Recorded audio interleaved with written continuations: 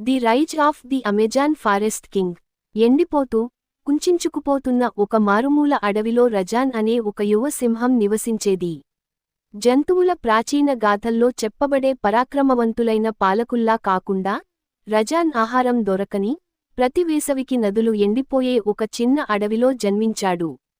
అక్కడ మనుగడ సాగించడమంటే పరిపాలించడం కాదు, దాక్కోవడం మాత్రమే.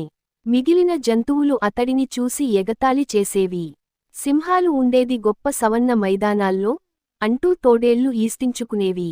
నువ్వు దేనికీ రాజువి కావు అని నక్కలు నవ్వేవి.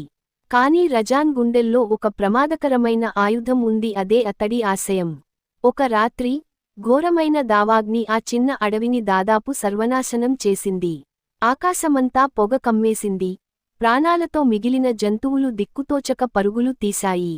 ఆ అడవికి పాత రక్షకుడైన రజాన్ తండ్రి, యువ జంతువులను రక్షించడం కోసం తన ప్రాణాలను త్యాగం చేశాడు. మరణించే ముందు, అతను రజాన్తో ఇలా అన్నాడు: నిజమైన రాజుకు రాజ్యం వారసత్వంగా రాదు. అతడే దాన్ని నిర్మించుకుంటాడు.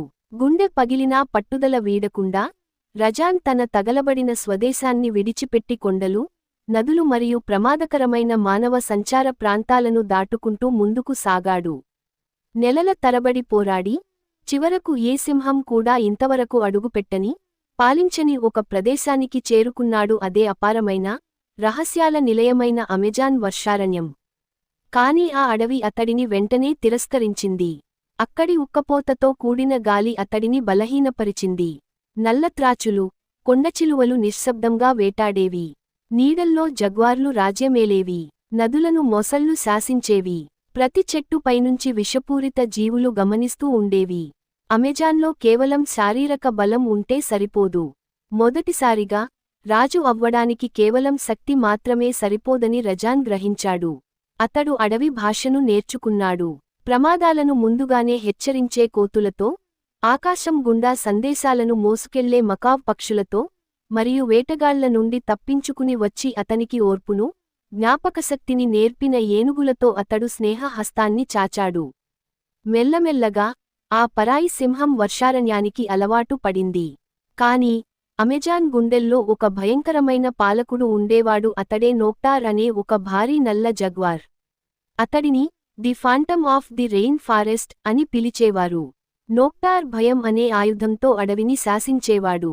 అతని అండ చూసుకుని అక్రమ వేటగాళ్లు అడవిని నాశనం చేస్తుంటే, జంతువులను నోరెత్తకుండా భయపెట్టేవాడు. గ్రామాలు తగలబడిపోవడం, జంతువులు దారుణంగా చంపబడటం చూసిన రజాన్, అమెజాన్కు కావలసింది మరొక వేటగాడు కాదు, ఒక రక్షకుడు అని గ్రహించాడు. నోక్టార్ భయానికి, చీకటికి రాజు. రజాన్ ఐక్యత కోసం పోరాడే ఒక పరాయి సింహం. తుఫానులు అడవిని ముంచెత్తుతుండగా, మనుషులు అడవిలోకి మరింత లోతుగా దూసుకువస్తుండగా, రజాన్ ఒకప్పుడు ఒకరినొకరు అసహించుకున్న శత్రువులను ఏకం చేశాడు. జగ్వార్లు, గొరిల్లాలు, పక్షులు, ఏనుగులు, సరీసృపాలు, మరియు సుదూర ప్రాంతాల నుండి వచ్చిన తోడేళ్లను కూడా అతడు ఒక తాటిపైకి తెచ్చాడు. చివరి యుద్ధం అంతులేని వర్షపు రాత్రి, నైట్ ఆఫ్ ఎండ్లెస్ రెయిన్ లో జరుగుతుంది. తీగలు, పిడుగులతో నిండిన ఒక పురాతన అడవి శిథిలాల పైన రజాన్ మరియు నోక్టార్ తలపడతారు. మెరుపులు మెరుస్తున్న ఆకాశం కింద, చుట్టూ అమెజాన్ తగలబడుతుండగా వారిద్దరూ పోరాడుతారు. రజాన్ నోక్టార్ను ఓడిస్తాడు, కాని అతడిని చంపడానికి నిరాకరిస్తాడు. ఎందుకంటే, ఒక నిజమైన రాజు ప్రాణాలను కాపాడతాడు, చివరికి తన శత్రువు ప్రాణాన్ని అయినా సరే. ముగింపు సన్నివేశంలో, కురుస్తున్న వర్షం ఆ మంటలను ఆర్పేస్తుంది.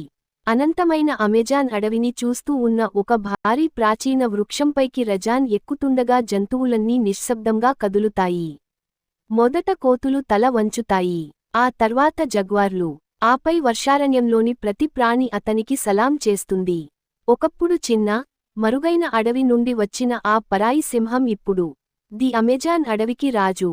అతడు ఏమీ లేని స్థితి నుండి వచ్చాడు, ప్రపంచంలోనే అతిపెద్ద అడవిని శాసించాడు. మనం అన్ని ఉండి కూడా ఏమి చెయ్యలేక